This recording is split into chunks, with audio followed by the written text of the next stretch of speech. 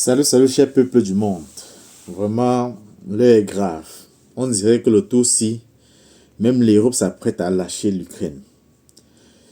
Ce samedi, en France, il y aura une réunion dont les États-Unis a été invité.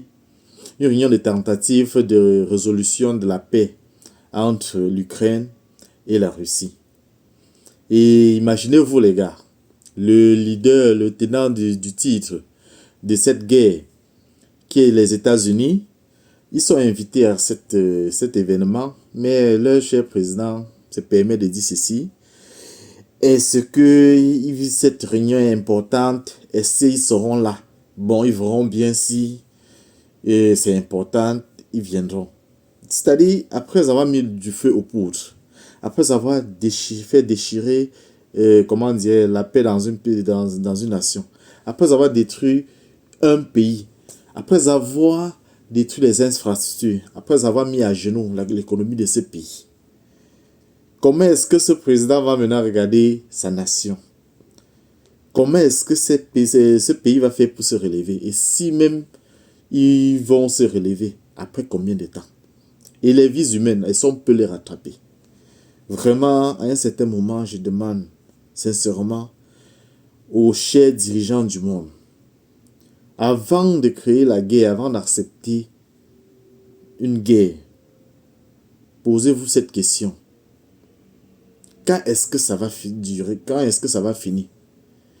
Comme on dit souvent, on connaît le début d'une guerre, mais on ne connaît pas la date de la fin. On connaît la date du début d'une guerre, mais on ne connaît pas la date de la fin, avant que la guerre ne s'achève.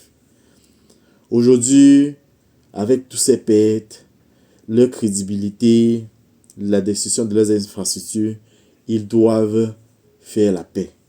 Ce qui est une bonne chose. La paix arrange tout le monde.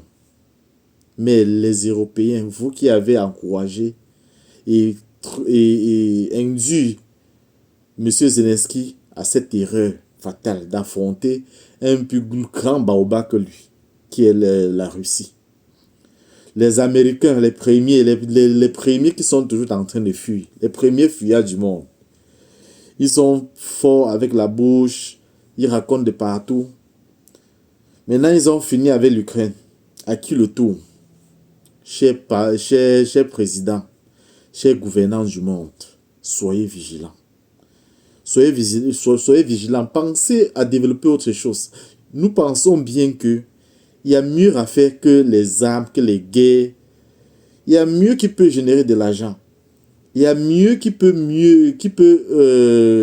rehausser votre image et valoriser le monde.